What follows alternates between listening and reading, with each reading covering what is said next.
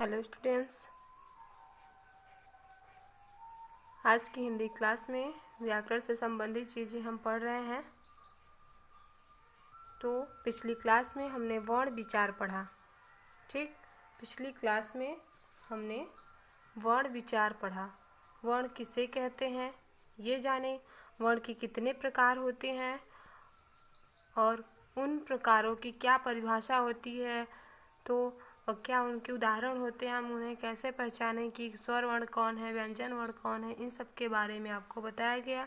इनकी संख्या, व्यंजन किसे होते हैं, क वर्ग में कौन से आते हैं, च वर्ग में कौन से आते हैं और ट वर्ग में कौन कौन से आते हैं, ये सब रही, ये सब वर्ग और कौन कौन सी चीज़ें आती हैं, ये सब आपको बताया गया पिछली की क्लास में। और यहाँ पे रहा अनुस्वार और अनुनासिक, इन सब का प्रयोग आपको देख सकते हैं। पिछली क्लास में आप पढ़ चुके हैं तो ध्यान दें। ठीक, और यहाँ भी र, रेफ र और पदेन र का प्रयोग आपको बताया गया है। ठीक, और यहाँ पे वर्ण विच्छेद के बारे में भी समझाया गया कि वर्ण विच्छेद किसे कहते हैं। इस पाठ से यहाँ पे संक्षिप्त में है कि इस पाठ से हमने क्या सीखा, इस मतलब जो लेसन हमने पढ़ा वर्ण विचार, उसके बारे में यहाँ पे शॉर्ट में है कि हमने क्या सीखा। तो थोड़ा थोड़ा करके है जो कि आपको बताया गया है, तो आप इसे नोट किए होंगे, आप उसे याद करें, पढ़ें। ठीक, अब आज की क्लास हमारी स्टार्ट होगी शब्द विचार से। आज की क्लास में हम पढ़ेंगे शब्द विचार। ठीक, तो चलिए स्टार्ट करते हैं आज की क्लास हम शब्द विचार से।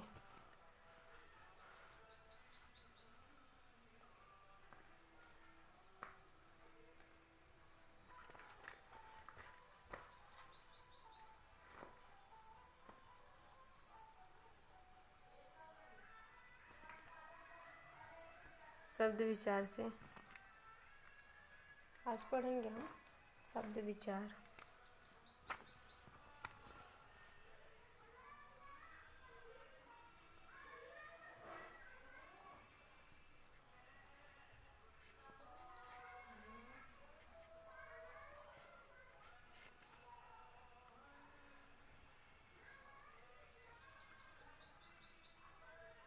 ओके, आज का हमारा टॉपिक है शब्द विचार। पहले जाने शब्द विचार किसे कहते हैं, है ना। पहले हम ये जाने कि शब्द विचार किसे कहते हैं। ओके, शब्द विचार किसे कहते हैं। तब तो शब्द विचार हम वर्णों का ऐसा मेल जिसका कोई अर्थ हो, है ना। वर्णों का शब्द विचार के बारे में जान रहे हैं। ध्यान दें कि वर्णों का ऐसा मेल जिसका कोई अर्थ हो उसे शब्द विचार कहते हैं। अर्थात वर्णों के सार्थक मेल को शब्द कहते हैं। वर्णों के सार्थक मेल को हम शब्द कहते हैं। तो चलिए लिख कर देखें, परिभाषा पहले जानें।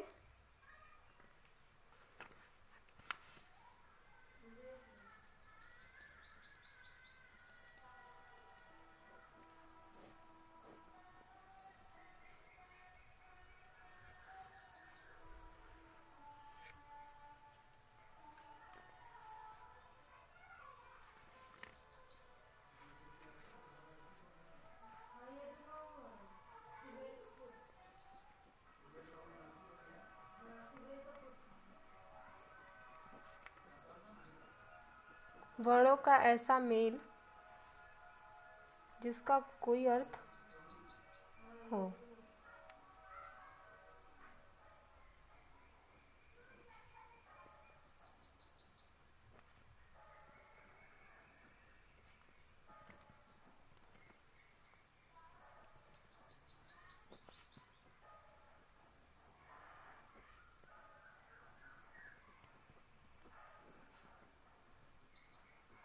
शब्द विचार कहलाता है। ओके,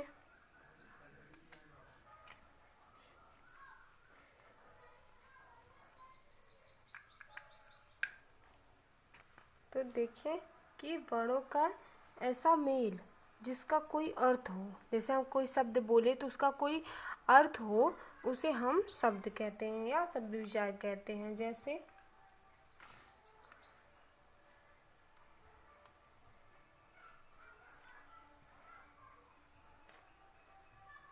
जैसे गुब्बारा।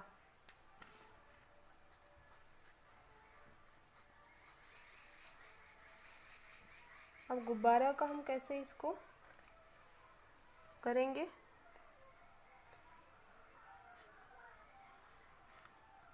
ग प्लस ब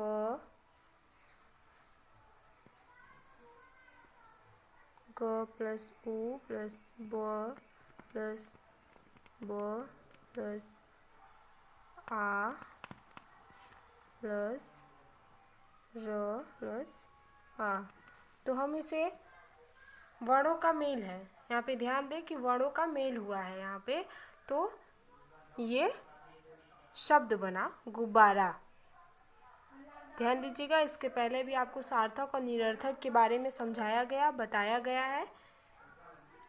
तो अब जाने हम यहाँ पे देखें कि वर्णों का शब्द विचार के बारे में, शब्द का परिभाषा और उसकी उदाहरण जाने कि वर्णों का ऐसा मेल जिसका कोई अर्थ हो। और ये भी कह सकते हैं कि हिंदी भाषा में शब्दों के 3 आधार पर बांटा गया है ना। तो वर्णों के सार्थक मेल को हम शब्द कहते हैं।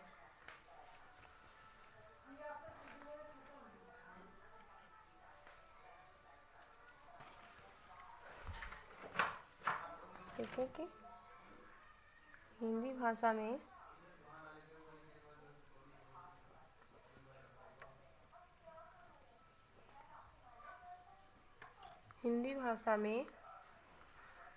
शब्दों के 3 आधार पर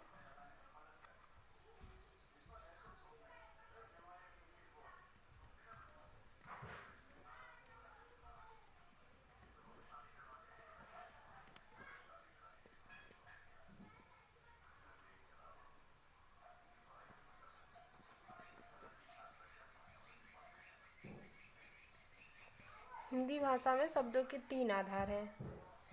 ठीक, जैसे कि इस अब 3 आधार हैं, कौन कौन से? चलिए पहले जाने हम। ये रहा शब्दों के 3 आधार। तो यहाँ पे ध्यान दें, जैसे कि यहाँ पे है, पहला है शब्द के है, पहला है उत्पत्ति के आधार पर, बनावट के आधार पर, ओके, और ये है प्रयोग के आधार पर। थर्ड है हमारा प्रयोग के आधार पर। अब ये देखिए कि उत्पत्ति के आधार पे इसके अंतर्गत कौन कौन से आते हैं। ओके, तो उत्पत्ति के आधार पर पहला है तत्सम शब्द, दूसरा तद्भव शब्द, तीसरा देशज शब्द, चौथा विदेशी शब्द। ओके, अब बनावट के आधार पर रूढ़, यौगिक, योग रूढ़। प्रयोग के आधार पर विकारी, अविकारी। तो ये देखें कि शब्द के आधार पर, मतलब कि जो ये है शब्द के 3 हैं बताए गए हैं। कौन कौन से देख सकते हैं आप कि उत्पत्ति के आधार पर, बनावट के आधार पर और प्रयोग के आधार पर। तो उत्पत्ति के आधार के अंतर्गत 4 हैं, तत्सम शब्द, तद्भव शब्द, देशज, विदेशी शब्द। बनावट के आधार पर रूढ़, यौगिक, योग रूढ़। और ये तीसरा है प्रयोग के आधार पर विकारी, अविकारी। तो चलिए अब हम उत्पत्ति के आधार पर तत्सम शब्द के बारे में जानेंगे। जो उत्पत्ति के आधार पर है, इन सब के बारे में एक एक करके समझें।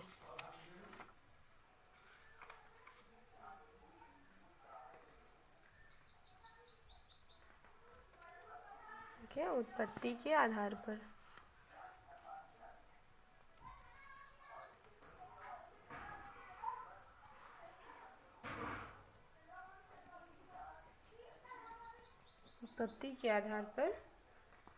तत्सम शब्द पहला है तत्सम। ओके, अब तत्सम किसे कहते हैं? तो तत्सम कहते हैं जो शब्द संस्कृत भाषा, है ना, जो शब्द संस्कृत भाषा से हिंदी भाषा में अपने उसी रूप में, अपने मूल रूप में प्रयोग किए जाते हैं। मूल मतलब अपने उसी रूप में, बिना किसी बदलाव के, बिना किसी बदलाव के उसी रूप में प्रयोग किए जाते हैं, उसे हम तत्सम शब्द कहते हैं।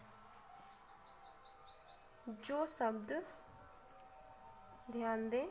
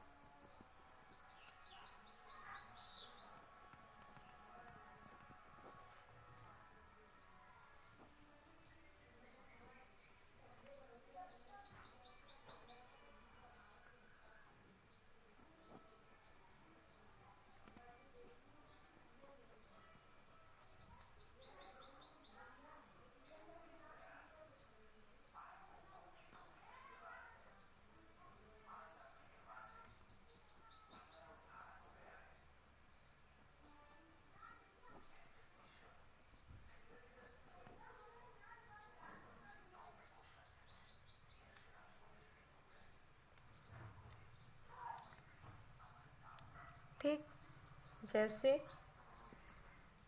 पहले इसको पढ़ें कि जो शब्द संस्कृत भाषा से, जो शब्द संस्कृत भाषा से हिंदी भाषा में अपने मूल रूप में प्रयोग किए जाते हैं।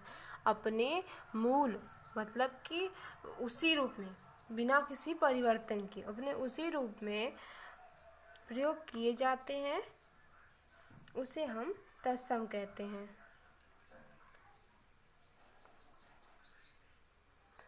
जैसे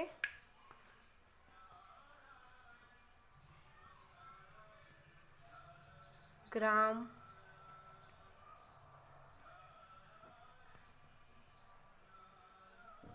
घी, सांप, दधी आदि। ठीक, जैसे कि ग्राम, घी, सांप, दधी, ये सब हमारे संस्कृत के शब्दों में आते हैं। अब अगला देखिए तद्भव शब्द।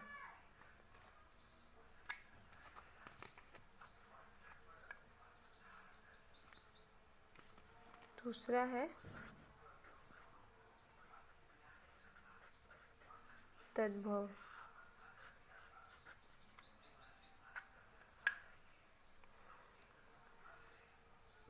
तद्भव किसे कहते हैं? तद्भव वे शब्द होते हैं संस्कृत भाषा के रूप में कुछ बदलाव के साथ हिंदी में, संस्कृत शब्दों के रूप में कुछ बदलाव के साथ हिंदी भाषा में प्रयोग किए जाते हैं। चलिए देखें।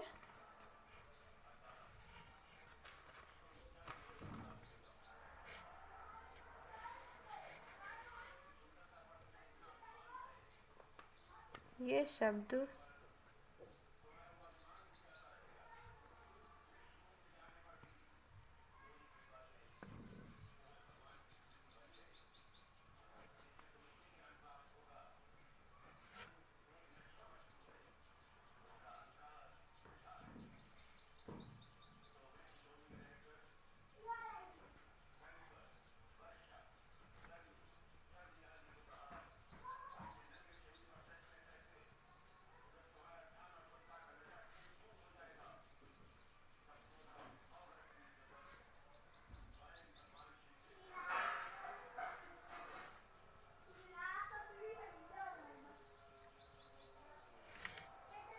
ध्यान दें कि ये शब्द मतलब तद्भव, ये शब्द संस्कृत भाषा से हिंदी भाषा के में कुछ बदलाव के साथ प्रयोग किए जाते हैं।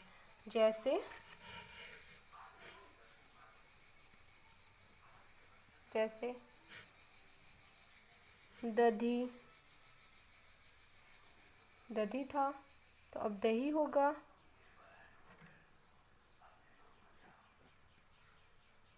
गांव, सांप, सॉरी यहाँ पे सर्प रहेगा।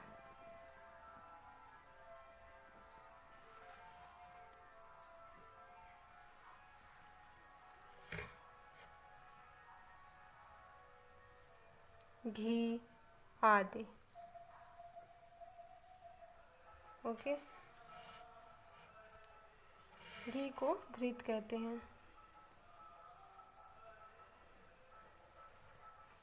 ओके, तो यहाँ पे देखें कि जो दही था, दधी था, वो दही हो गया। ग्राम, गांव हो गया। जो तो हिंदी शब्द होता है जो तद्भव में ये रहता है कि जो तत्सम रहता है उसमें से या संस्कृत के शब्दों में कुछ परिवर्तन लेकर के हिंदी में लिखा जाता है।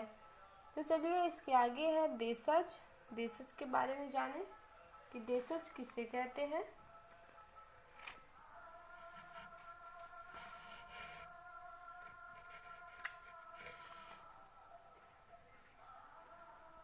तीसरा है हमारा देशज। ओके, अब ये सोचे देशज किसे कहते हैं। देशज अर्थात देश से उत्पन्न। देशज मतलब होता है देश से उत्पन्न, विभिन्न क्षेत्रों से विभिन्न क्षेत्रों की आम बोलचाल भाषाओं से ये शब्द लिए जाते हैं। ठीक, देशज मतलब होता है देश से उत्पन्न।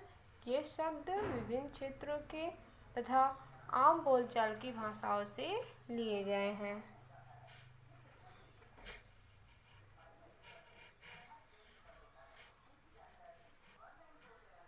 देशज अर्थात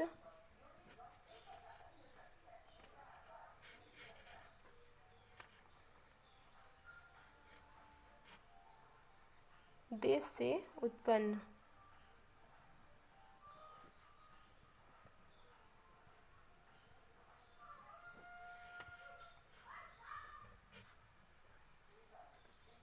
अब देखिए ये शब्द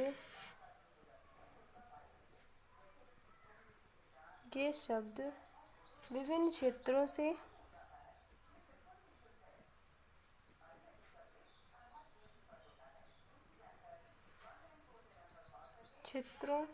तथा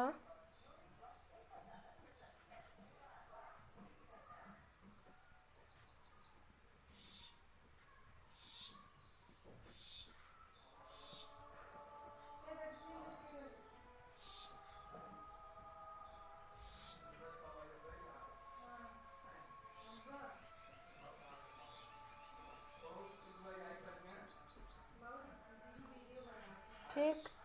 अब यहाँ पे देखिए कि अर्थात ये शब्द विभिन्न क्षेत्रों से तथा आम बोलचाल की भाषाओं से लिए गए हैं।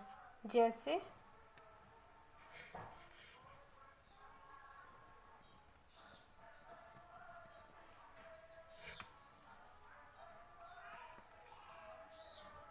देखिए कौन कौन से शब्द आते हैं। खिचड़ी,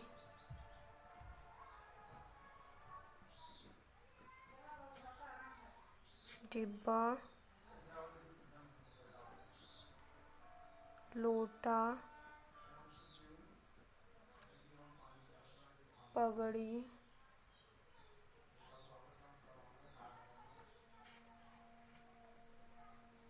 तवा,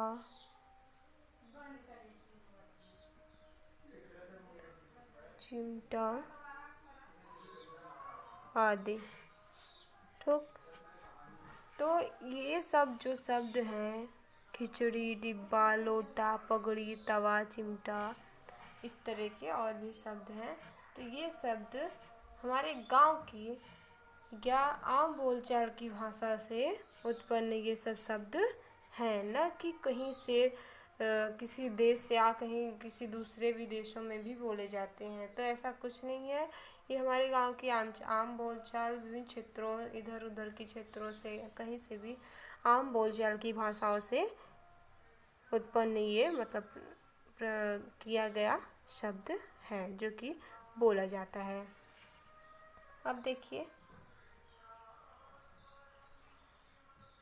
विदेशी शब्द। ओके, अब विदेशी शब्द के बारे में जानें। चौथा है हमारा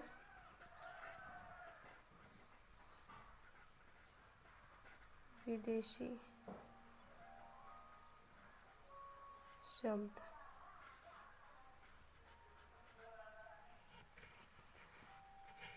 अब विदेशी शब्द किसे कहते हैं? विदेशी शब्द जो कि दूसरे देशों की भाषाओं से हिंदी में आए शब्द। दूसरे विदेशी शब्द वे शब्द होते हैं जो दूसरे देशों की भाषाओं से हिंदी में आए शब्द विदेशी शब्द कहलाते हैं।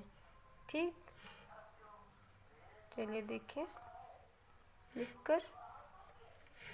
दूसरे देशों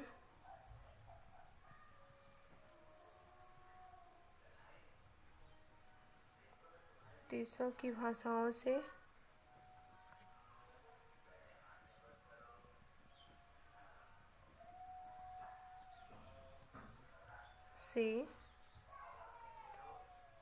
हिंदी में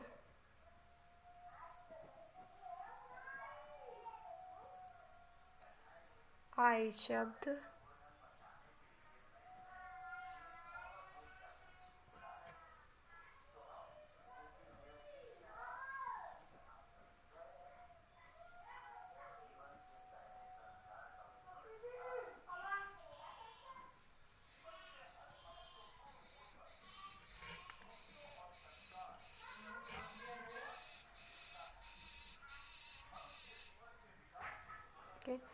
ध्यान दें कि दूसरे देशों की भाषाओं से उत्पन्न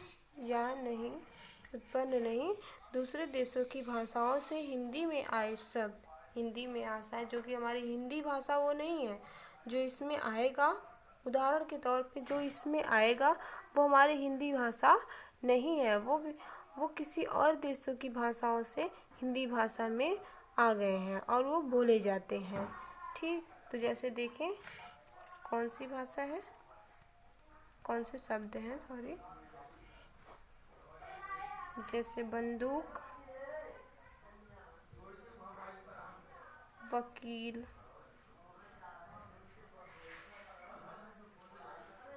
तौलिया,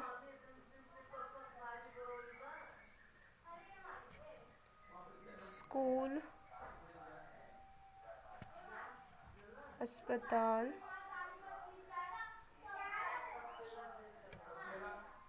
पेन आदि। ध्यान दें कि ये सब शब्द, ये जो जितने शब्द हैं ये सब हमारे हिंदी के शब्द नहीं हैं, ये किसी और देश से उत्पन्न या किसी और देश में बोले जाने वाले हैं जो कि हमारे हिंदी में भी बोले जाते हैं, जबकि ये हिंदी नहीं है। ओके, समझ रहे हैं कि ये हिंदी भाषा में नहीं है, बोले जाते हैं।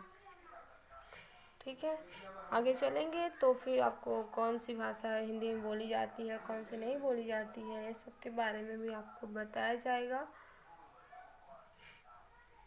तो आज हमने ये पढ़ा उत्पत्ति के आधार पर जो 4 हैं, तत्सम, तद्भव, देशज और विदेशी। हमने उत्पत्ति के आधार पर इन 4 को आज हमने पढ़ा। एक बार और रिपीट करते हैं, जो अब बनावट के आधार पर और प्रयोग के आधार पर वो जब वो छूटते हैं तो उसको हम कल की क्लास में कवर कर लेंगे। ठीक, तो चलिए एक बार और रिपीट करते हैं इसे, जिससे कि आपको अच्छे से समझ में आ जाए। ध्यान दें, आज हमने पढ़ा शब्द विचार। आज हमने क्या पढ़ा? शब्द विचार। तो शब्द विचार किसे कहते हैं? परिभाषा, वर्णों का ऐसा मेल, यहाँ पे ध्यान दें, वर्णों का ऐसा मेल जिसका कोई अर्थ हो, है ना, जिसका कोई अर्थ हो, शब्द विचार कहलाता है। अर्थात मतलब वर्णों के सार्थक मेल को शब्द विचार कहते हैं। हालांकि हिंदी में शब्दों के 3 आधार पर उनको बांटा गया है।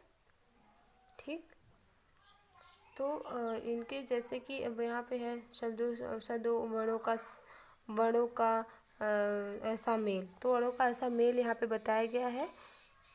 जैसे यहाँ पर है गुब्बारा, तो यहाँ पे वर्ण अलग हुए हैं, क प्लस उ प्लस ब प्लस ब प्लस आ प्लस र प्लस आ, तो ये मिलाकर हम पढ़ेंगे गुब्बारा। तो इसी वर्णों का सार्थक मेल वही हमारा शब्द विचार कहलाता है।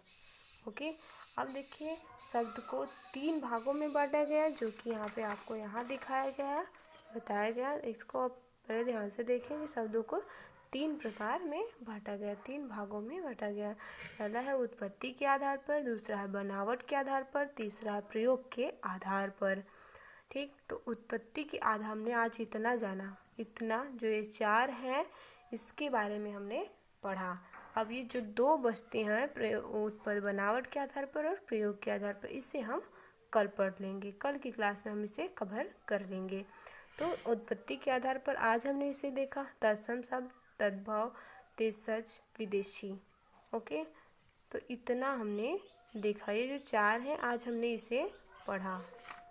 अब तत्सम किसे कहते हैं? जो शब्द संस्कृत भाषा से हिंदी भाषा में अपने मूल मतलब उसी रूप में प्रयोग किए जाते हैं वे तत्सम शब्द कहलाते हैं। जैसे ग्राम, घृत, सर्प, दधि आदि ऐसे शब्द जो कि ये सब संस्कृत के शब्द हैं, न कि हिंदी के हैं। ठीक, अब वही शब्द आपको तद्भव में दिखाया जाएगा, जो कि तब आपको क्लियर हो जाएगा। देखें यहाँ पे तद्भव है, तो तद्भव किसे कहते हैं? ये शब्द संस्कृत भाषा से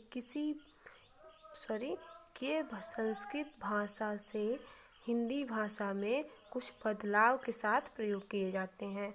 ओके, कुछ बदलाव होता है, इसमें बदलाव हो करके इसमें जो संस्कृत के शब्द हैं इसमें बदल करके इसमें तद्भव में प्रयोग किए जाते हैं, तो ये तद्भव कहलाते हैं। हिंदी में प्रयोग किए जाते हैं तो तद्भव कहलाते हैं। जैसे है दही, जिसको संस्कृत में दधी बोलते हैं, गांव को हिंदी संस्कृत में ग्राम बोलते हैं, जो कि वो तत्सम में चला जाता है।